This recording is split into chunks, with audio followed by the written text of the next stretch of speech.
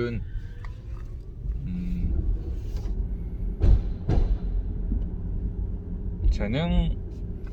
재능러라 그러죠. 재능러가 아니라 이렇게 속된 말로 재능이 없는 사람, 꽝인, 뽑아보니 꽝이었던 그런 사람들에 대한 어떤 메리트, 이점 이런 것들에 대해서 얘기를 해보려고 해요. 제가 사람을 이렇게 써보면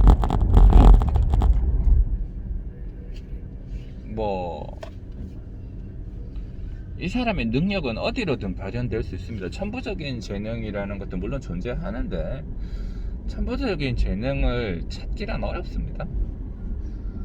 그리고 물론 하느님은 천부적인 재능을 주지만 사람의 마음에는 잘 재능을 주지 않아요.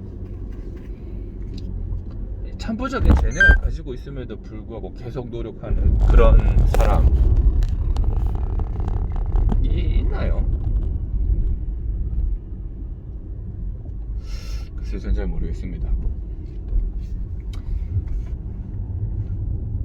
레오나르도 다빈치가 천부적인 재능을 가지고 있다고 칩시다. 근데 레오나르도 다빈치는 굉장히 빈곤한 삶을 살았죠.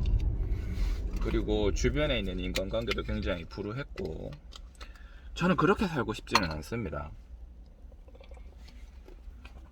레오나르도 다빈치처럼 살고 싶지는 않아요.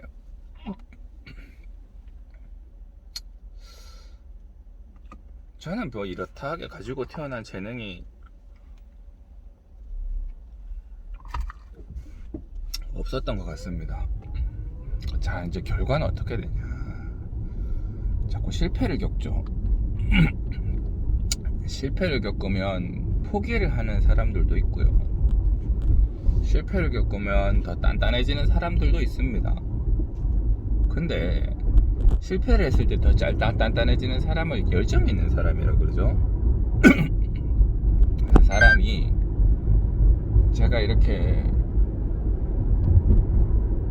저 스스로는 저를 판단하기가 힘들어요. 태어나서부터 계속 같이 살아왔던 저를 판단하기가 대단히 어려운데, 제가 다른 사람들을 뽑아보면 사람들마다의 특성이 비교가 됩니다. 왜냐하면 이 사람, 저 사람, 여 사람 뽑아서 써보면 이 사람들은 어디에 강점이 있고 이 사람은 어디에 강점이 있고 그렇게 돼요. 근데 시간이 점점 지날수록 한 가지로 귀결되는 게 뭐냐면 이 사람이 열심인가 아닌가, 거기로 귀결이 됩니다. 그러니까 열심히 하는 사람은 모든 게 다 용서가 돼요.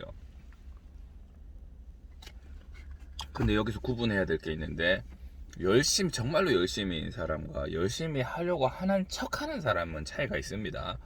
내가 열심히 하는 사람인가 아니면 나는 다른 사람이 보기에 열심히 하는 것처럼 보이기 위해 노력하는가는 차이가 있습니다. 후자는 전혀 발전하지 않습니다. 약간 발전을 하긴 하는데 다른 사람 눈에 보여야 되니까 특정 수준 이상으로는 절대 못 발전해요. 그러니까 외부의 기준을 아예 빼버리는 거지. 정말로 열심히 한 사람들은 순수한 자기가 하는 일에 대한 발전만을 추구하지 그 외에 다른 모든 기준을 다 빼버립니다. 그래서 이런 것들을 열정이라 하는데, 정말로 열정적인 사람이면 다 용서가 됩니다.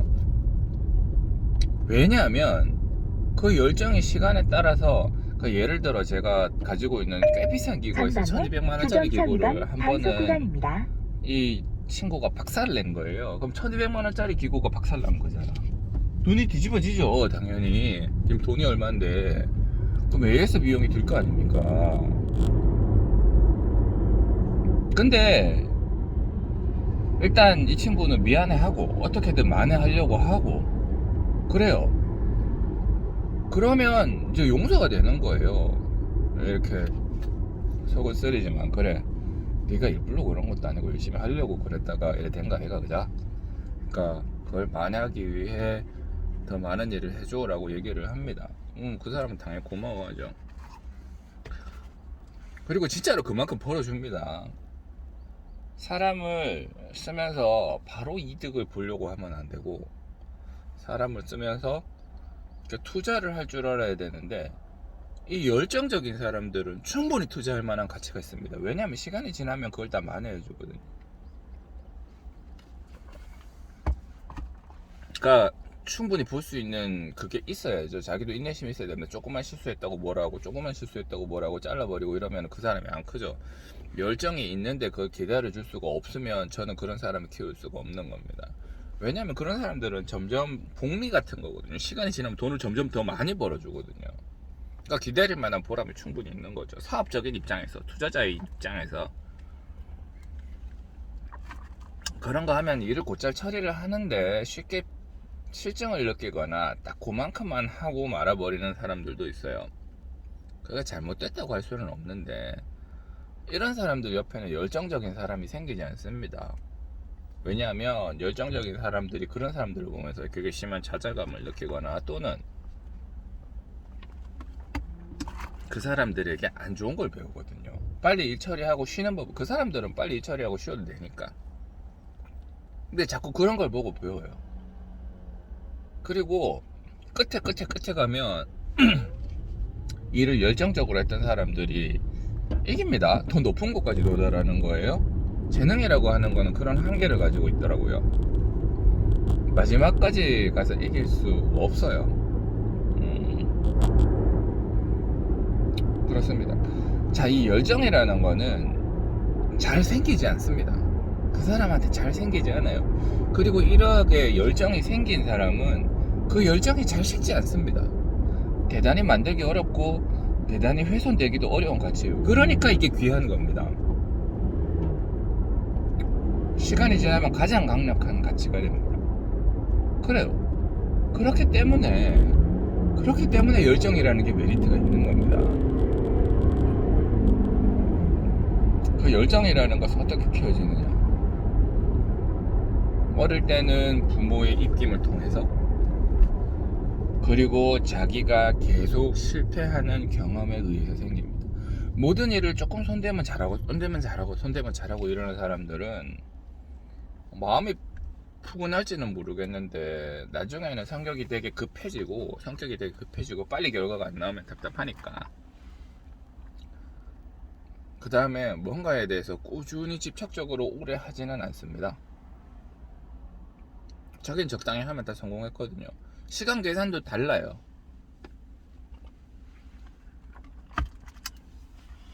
저는 조그만 작품을 한 개 만드는데 날밤을 꼴깍 샌다 이렇게 계산을 하고 들어가는데 그 사람은 한 30분 하면 되는 거 아니야? 뭐 그렇게 얘기를 합니다. 실제로 제가 그랬어요. 제가 학생 때 이제 석고 카빙을 합니다. 치아 모양을 이렇게 카빙 나이프로 깎습니다. 그래서 그러니까 요점을 빨리빨리 파악하고 슥슥슥슥 깎는데 모양이 싹 나는 사람들이 있고, 이제 저처럼 하루 종일 깎아대야 되는 사람도 있고. 전자는 포인트를 잘 잡는 거지. 요건 요거 요렇게 해서 이렇게 툭툭툭툭툭 깎아내는 겁니다. 저 같은 사람은 그냥 돌무식인 겁니다. 이런 거 여기 좀 튀어나온 것 같아요. 여기 자르고 저기 좀 튀어나온 것 같아요. 저기 치고 그러는 거예요. 3차원적인 개념이 그 사람보다 압도적으로 뒤떨어지는 거예요. 좀 더 무식하게는 생각이 없달까.